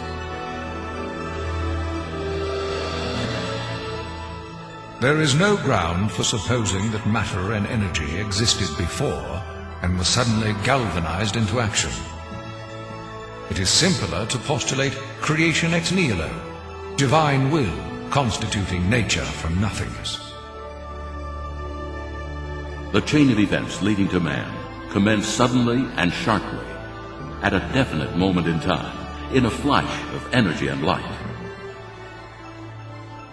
We can't understand the universe in any clear way without the supernatural. Supernatural creation of the universe in a flash of energy and light. You know, it sounds an awful lot like the first chapter of Genesis to me. Today, the vast majority of even the most skeptical astronomers and cosmologists believe that the universe had a beginning. This belief isn't based on some theological doctrine. It's based on scientific evidence. And I think if we follow the evidence wherever it points, It points clearly and powerfully and persuasively in the direction of a creator.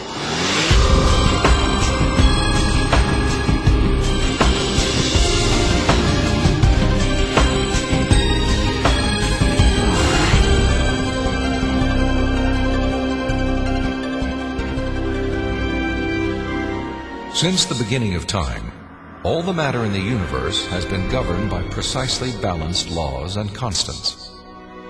During an interview with Robin Collins, a philosopher with degrees in mathematics and physics, Strobel learned how these laws offer compelling evidence for a creator and conspire to make the universe habitable for life. The laws of physics are balanced on a razor's edge for life to occur. For example, if you didn't have something like gravity that hold matter together, you would never get planets, you wouldn't get stars, you wouldn't get any complex organisms. If you didn't have the strong nuclear force, there would be nothing to hold protons and neutrons together in the nucleus. And so you wouldn't have any atoms, so no chemistry. If you didn't have the electromagnetic force, you would have no bonding between chemicals. You'd have no light, and the list goes on. So you need all these sorts of fundamental principles have to be in place in order for life to occur. Wipe out one of those principles, wipe out one of those laws, no life. Strobel learned that life also hinges on the precise strengths and relative values of many different physical constants. One example of this fine-tuning is the force of gravity. Imagine a ruler divided up into 1-inch increments and then stretched across the entire universe, a distance of some 14 billion light years. For the purposes of illustration, the ruler represents the possible range for gravity. In other words, the setting for the strength of gravity could have been anywhere along the ruler, but it just happens to be situated in exactly the right place so that life is possible. Now, if you were to change the force of gravity by moving the setting just 1 inch compared to the entire width of the universe, the effect on life would be catastrophic. No large-scale life forms could exist. Anything that was more than the size of a pea would be completely crushed. So you might be able to get life of a very, very primitive sort, such as bacteria, but you could never get conscious observers. The strength of gravity is just one of at least 30 separate parameters that must be finely tuned to produce a life-sustaining universe. Another example is the cosmological constant. The cosmological constant describes the expansion speed of space in the universe. If space expands too quickly, then the universe will spread out so quickly that material objects can't form. So you can't get stars and galaxies and planets and the types of things that we, of course, take for granted in our universe. Physicists have determined that the cosmological constant is fine-tuned to 1 part in 100 million billion billion billion billion billion. Such precision has been compared to traveling hundreds of miles into space, then throwing a dart at the Earth and hitting a bullseye measuring 1/trillionth of an inch in diameter, an area less than the width of a single atom. Just consider those two parameters, gravity and the cosmological constant. Their level of fine-tuning is to a precision of 1 part in 100 million trillion trillion trillion trillion trillion trillion. I mean, that's like 1 atom in the entire known universe. This fine-tuning is also evident at the atomic level. The strong nuclear force binds atoms together. If the strength of this force were to decrease by 1 part in 10,000 billion billion billion billion, the only element left in the universe would be hydrogen. Again, chemical life would not be possible. The fine-tuning of the laws and forces of physics is so precise that few theorists are comfortable invoking mere chance as an explanation, unless our universe is not the only roll of the dice. If the universe looks like it's fine-tuned for complex life, maybe there's a fine-tuner. Maybe it was fine-tuned for life. And this has certain unsavory theological implications. And so it's not surprising that those committed to a fundamentally materialistic view of reality would try to find an escape hatch. And the most popular escape hatch for this theological implication of fine-tuning is this idea of multiple universes. As its name suggests, the theory of multiple universes proposes that our universe is not alone. Instead, it is part of a vast ensemble of universes, each with a different set of laws and constants. If there's only one universe, then the conclusion that the universe looks fine-tuned because it is fine-tuned is inescapable. But if our universe is just one of a vast set, then you seem to have more resources to play with. Chance gets a new lease on life. I sometimes try to imagine what physicists have in mind that postulate this idea of multiple universes. I mean, what would the generator look like that creates them? Maybe it's like a giant monolith that has dozens of different dials, each of which has to be set to the right physical constant. If we think of these parameters as dials, each of the dials is different. So if you produce enough universes with enough different dial settings, eventually, just by chance, you get one just right. So you might have to produce a trillion universes. But eventually, if you have a generator that's just spitting out just an enormous number of them, then it gets the right dial setting. And then, by just chance, you get conditions right for life. So it's a huge cosmic lottery. That's the idea. It's an interesting idea. I mean, there's really only one problem with it. There's no independent evidence that it's true. Besides, it really just pushes the question back a step, because we could still ask, who built the generator? The suggestion of multiple universes strikes me as a desperate attempt to explain away the obvious, which is that the universe is finely tuned by an intelligence to sustain complex life. An intelligence that must be beyond the constraints of time and space.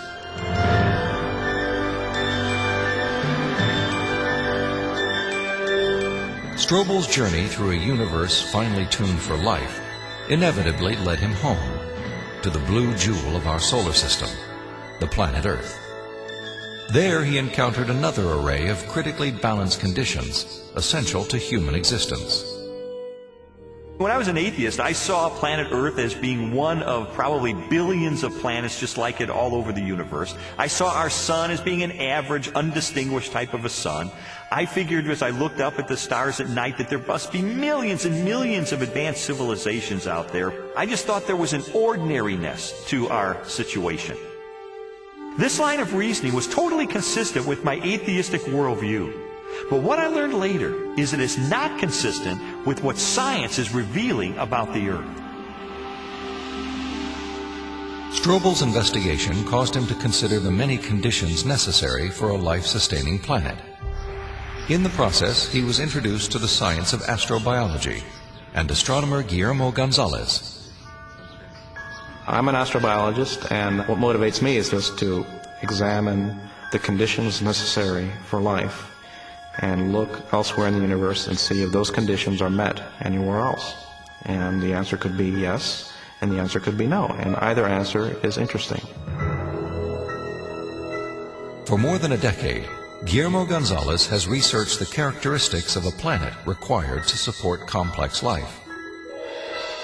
Estimates vary, but a current list of these factors would number at least 20 and include an oxygen-rich atmosphere, liquid water and large continental land masses, a home star of the right temperature and mass, an orbital path that is neither too far nor too close to the home star, a moon large enough to stabilize the tilt of the planet's axis and the movement of its tides, a magnetic field strong enough to deflect the sun's radiation, and a position in the relatively narrow habitable region of a spiral galaxy. All these factors have to be met at one place and time in the galaxy if you're going to have a planet as habitable as the Earth, which you need for complex and even technological life. Theorists have attempted to calculate the odds of all the necessary factors for life appearing at the same time on the same planet.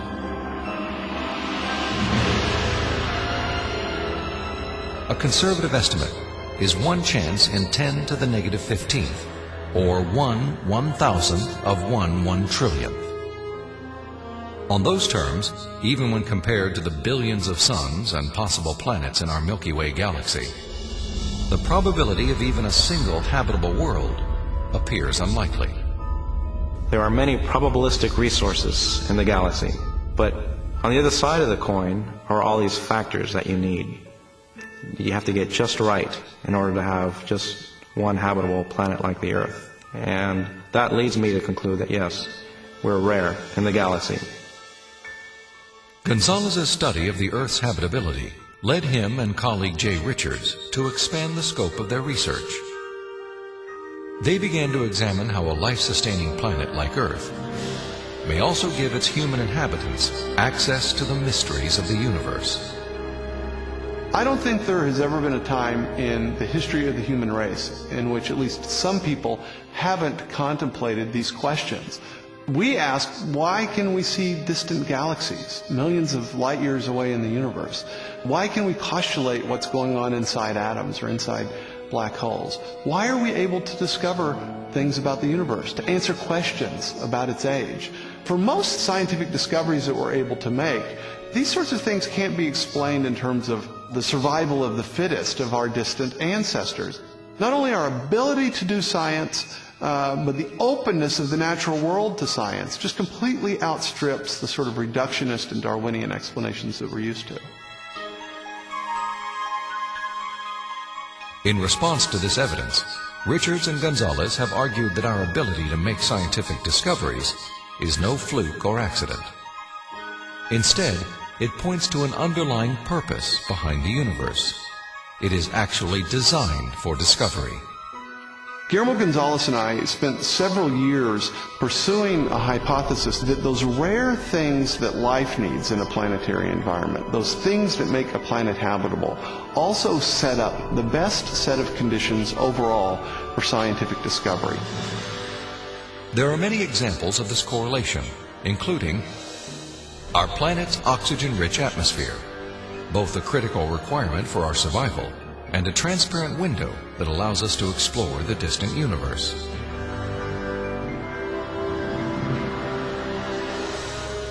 The Earth's precise distance from the Sun and the size of its moon and home star.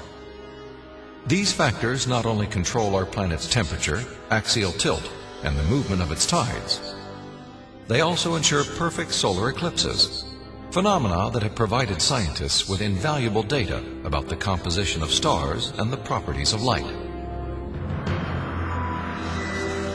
And our location in the Milky Way.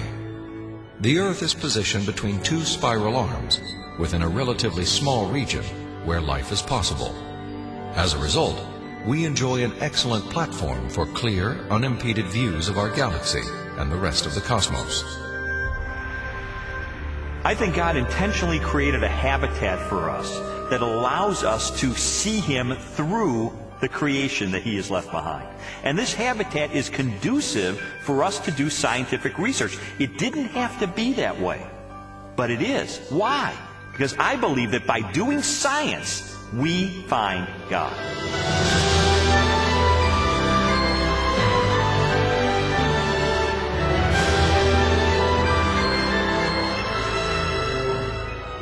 The final leg of Strobel's investigation transported him from the deepest reaches of the cosmos to the microscopic universe of the living cell and the science of biochemistry.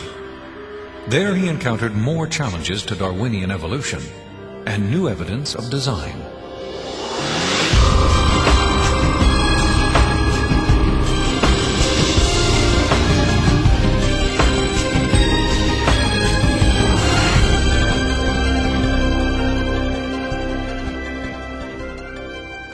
Throughout the second half of the 20th century, spectacular technologies revolutionized scientific understanding of the cell, the basic unit of life.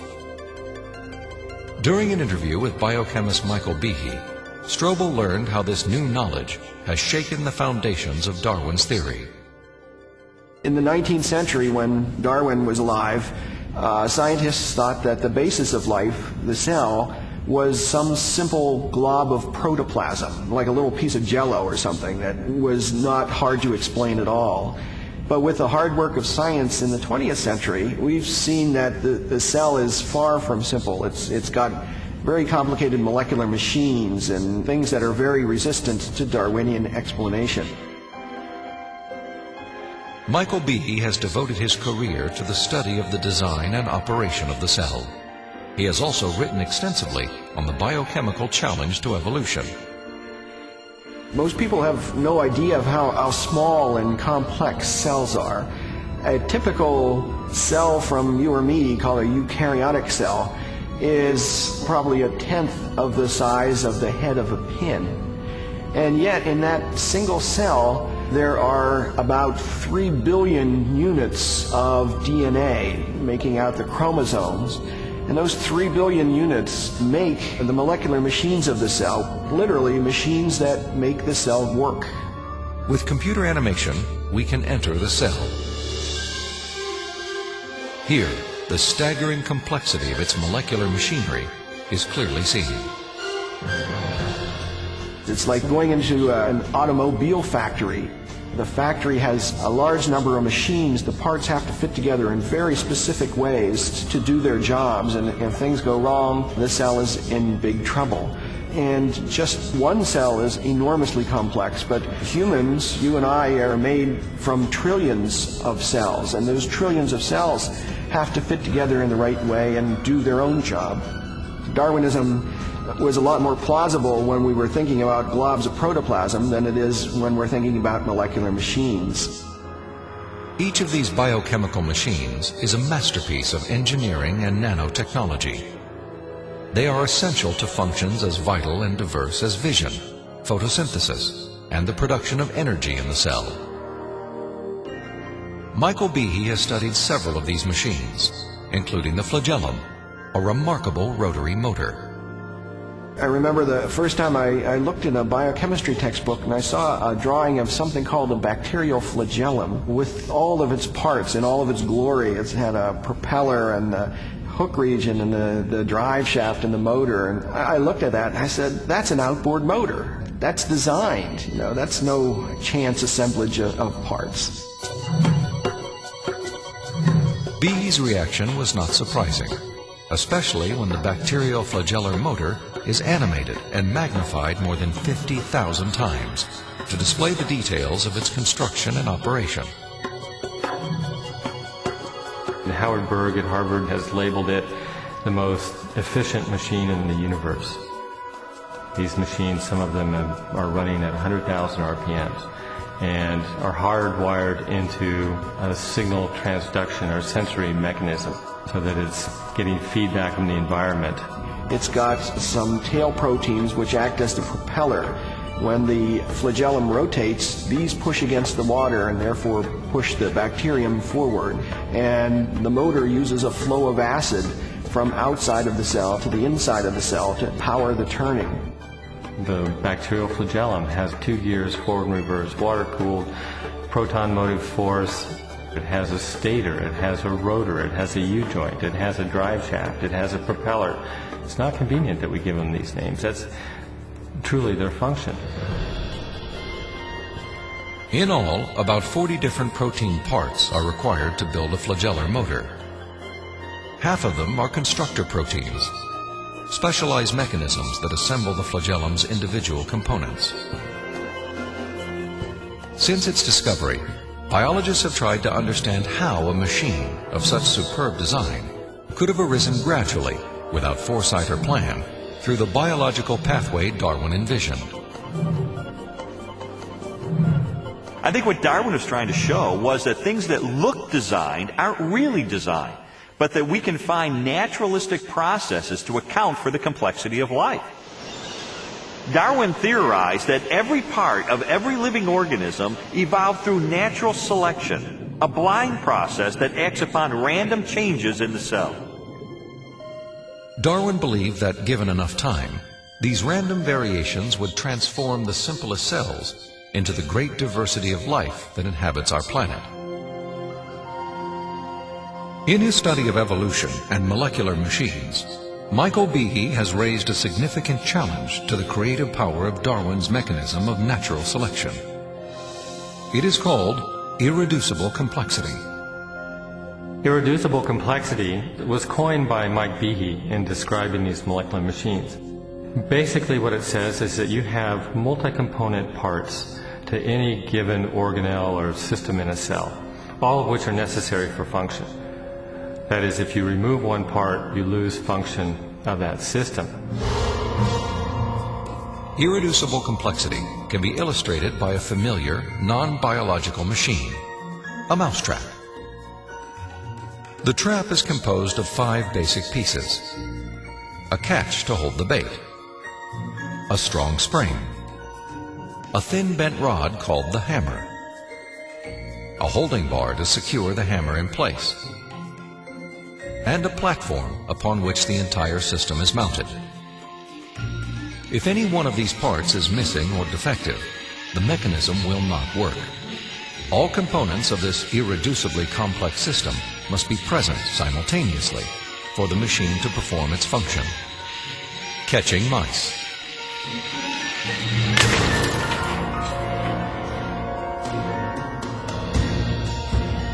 The concept of irreducible complexity also applies to biological machines, including the bacterial flagellum. All told, there are about 40 different protein parts which are necessary for this machine to work. And if any of those parts are missing, then either you get a flagellum that doesn't work because it's missing the hook or it's missing the drive shaft or whatever, or it doesn't even get built within the cell. You can't put something like that together gradually because they need a large number of parts interacting with each other at the same time before they work at all. Without the tools to observe the machinery of the cell, and long before the idea of irreducible complexity, Charles Darwin offered a way to test his own theory. In Origin of Species, he wrote, "If it could be demonstrated that any complex organ existed, which could not possibly have been formed by numerous, successive, slight modifications, my theory would absolutely break down." Darwin acknowledged that if someone identified a biological system that could not have been constructed in incremental steps over long periods of time, then his theory would be invalid. And what Michael Behe and others have discovered is the existence of biological machinery that cannot be explained away by Darwinian processes. Darwin's failed predictions have in fact falsified his own theory.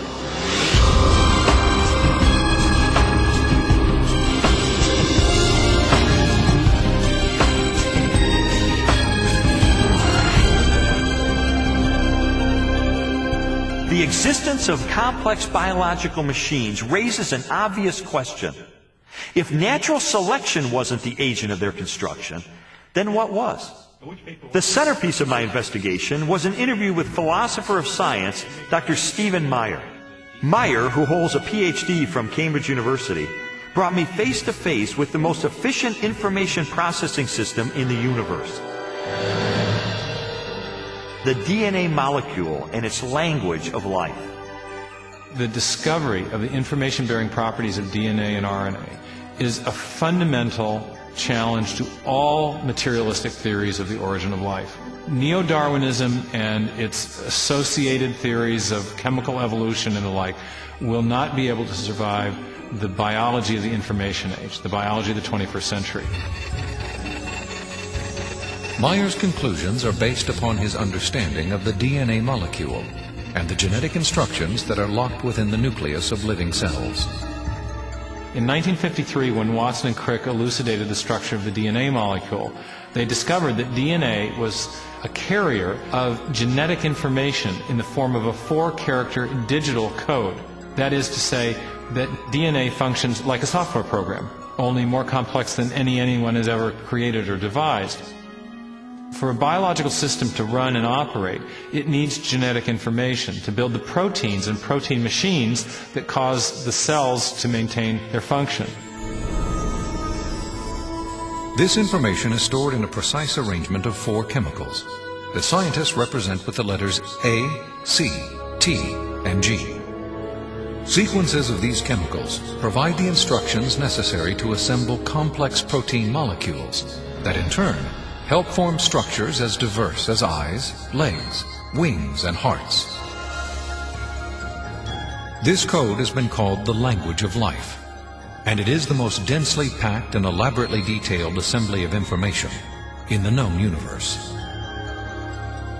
Geneticist Michael Denton has estimated that the amount of biological information necessary to build all of the proteins in all of the species of organisms that have ever existed on planet Earth could be held in a single teaspoon. And we'd still have room left over for all of the information contained in every book ever written. The more I learned about DNA, the more I understood the significance of what Stephen Meyer called the most fundamental question facing biology today. Where did the information in DNA come from? How did it arise in the first place? Well, lots of people have wanted to explain the origin of information by reference to the laws of physics and chemistry, or by reference to the chemical properties of the constituent parts of the DNA. But that would be like saying that you could explain the information in this morning's New York Times headline by reference to the physics and chemistry of ink bonding to paper. There is a chemical explanation as to why the ink sticks to the paper, but that does not explain the way the ink got arranged to convey a message that could be understood by speakers of the English language. Information requires a material medium, but it transcends the material medium. An explanation for the origin of the genetic instructions needed to build the first life is the holy grail of 21st century biology. Theories proposing that this information arose through natural selection acting upon non-living molecules, or the self-organizing power of chemicals in a primordial soup, have repeatedly failed. Even time and blind chance, the oft-invoked saviors of implausible biological scenarios, have fallen far short as accounts for the source of the instructions in DNA. Mathematicians, for example, have calculated that a universe filled with monkeys, typing relentlessly throughout the oldest estimated age of the cosmos, would have no realistic chance of producing Shakespeare's play Hamlet, let alone a transcript of the genetic information required to build even the simplest living cell. Based on our uniform and repeated experience, which is the basis of all scientific reasoning about the past, there is only one known cause for the origin of information, and that cause is intelligence. Whether we're looking at a hieroglyphic inscription, a section of text in a book, or a computer software, if you have information and you trace it back to its source, invariably you come to an intelligence. Therefore, when you find information inscribed along the backbone of the DNA molecule in the cell, the most rational inference, based on our repeated experience, is that an intelligence of some kind played a role in the origin of that information. The implications of the scientific evidence, coupled with Meyer's logic, are profound. If we are finding information inside every cell and every living creature, could that not be, in a sense, the signature of a creator?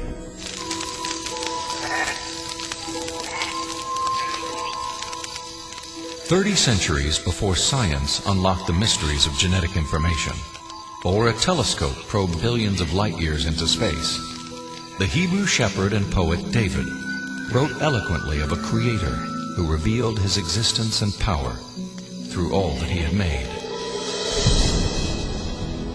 The heavens declare the glory of God. The skies proclaim the work of his hands. Day after day they pour forth speech. Night after night they proclaim knowledge. Their voice goes out into all the earth, their words to the end of the world." God himself is invisible. He is a spirit. And yet, one of the purposes he has for us is to find him so we can know him. And he's left behind a series of clues. And sometimes we just have to kind of take our blinders off and get beyond our presuppositions and say, wait a minute, I am going to pursue the evidence of science wherever it points. And if it takes me to a very uncomfortable conclusion that there is a creator, then if the evidence points in that direction, that's the way I'm going to go. According to a lot of the mainstream media, the theory of intelligent design is a faith-based idea. And in saying that, they want to dismiss it as something that has no basis in science. But the media has confused a fundamental issue. They're confusing the evidence for the theory with the implications of the theory. The theory of intelligent design may well have implications that are supportive of theistic belief, but the theory is not based on theistic belief. It's based on the discovery of digital code in cells, miniature machines in cells, the fine-tuning of the laws of physics and chemistry, and standard ways of scientific reasoning about the remote past in the history of life. 40 years ago, a lecturer in a high school biology class convinced an inquisitive 14-year-old freshman that there was no God. Ironically, years later, it was an open-minded investigation of scientific evidence that led Lee Strobel to belief in a creator.